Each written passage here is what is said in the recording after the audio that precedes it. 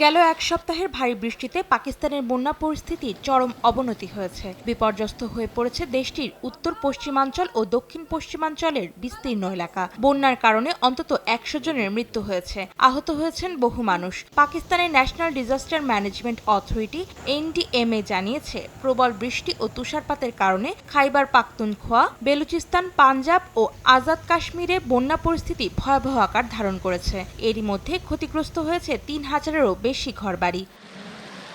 NDMA-র report অনুযায়ী ভারী বৃষ্টিপাত ও বন্যায় ভূমিধসের কারণে খাইবার পাখতুনখোয়া ও বেলুচিস্তানের পার্বত্য এলাকায় বেশ কয়েকটি সড়ক ও সেতু ক্ষতিগ্রস্ত হয়েছে। উত্তর পাকিস্তানের পার্বত্য এলাকা চিত্রালের আশেপাশের গ্রামগুলোতে বন্যার পানিতে বেশ কিছু রাস্তা ডুবে গেছে। স্থানীয় কর্তৃপক্ষ ৩০ এপ্রিল পর্যন্ত চিত্রালের জরুরি অবস্থা ঘোষণা করেছে। ১, ২, ৩ ঢাকায় জমি জিতে নিন ১০০% ক্যাশব্যাক সহ ২০ কোটি টাকার পুরস্কার।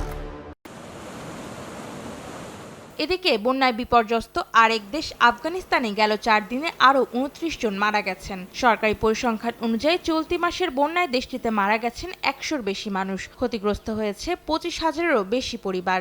ভেসে গেছে ২৫০০ একরেরও বেশি কৃষি জমি। গেল ২ সপ্তাহের টানা বৃষ্টিতে আফগানিস্তানের বেশ কিছু অংশে আকস্মিক বন্যা দেখা দেয়। অন্তরা সেন, সময় সংবাদ।